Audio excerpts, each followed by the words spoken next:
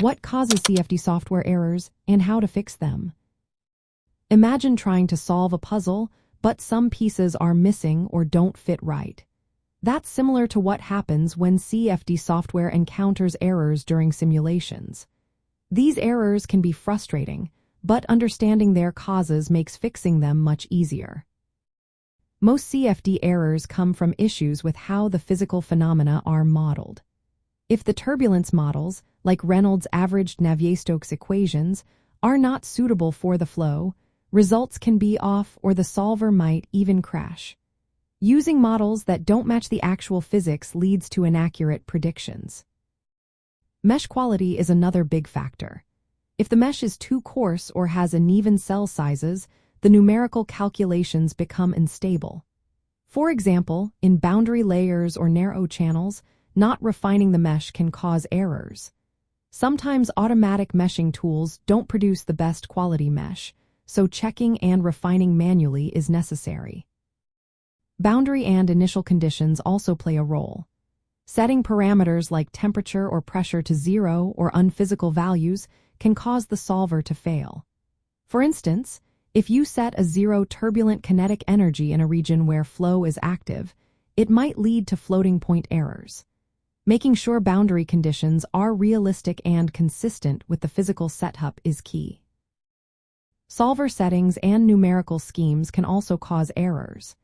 Using higher-order schemes without stabilization may lead to divergence.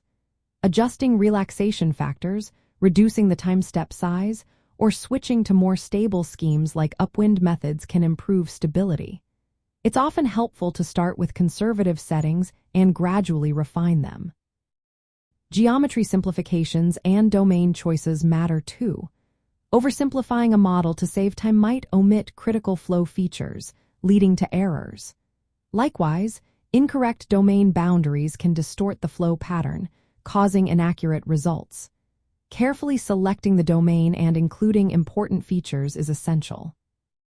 Convergence issues are common. If residuals don't decrease properly, errors are building up. Continuing a simulation without fixing these issues can propagate inaccuracies. Monitoring key variables and stopping to troubleshoot helps prevent this. Fixing CFD errors involves verifying the physical models first. Choose turbulence and heat transfer models suited for your flow. Comparing results with experiments or known benchmarks confirms your setup. Improving mesh quality by refining in critical areas and checking cell metrics like skewness or aspect ratio helps prevent numerical errors.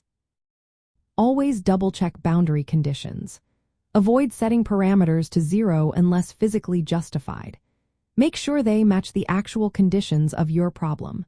Adjust solver parameters like relaxation factors and time steps to stabilize the solution. Use smaller time steps and more conservative settings when needed. Troubleshooting step by step is a good approach. Change one setting at a time and observe the effects. Use monitor points to track how variables like velocity or temperature evolve during the simulation. Save your cases before making changes so you can revert if needed. Finally, validate your results by comparing them with theoretical expectations or experimental data.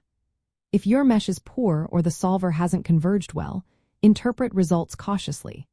Remember, reliable CFD results depend on careful setup, validation, and troubleshooting.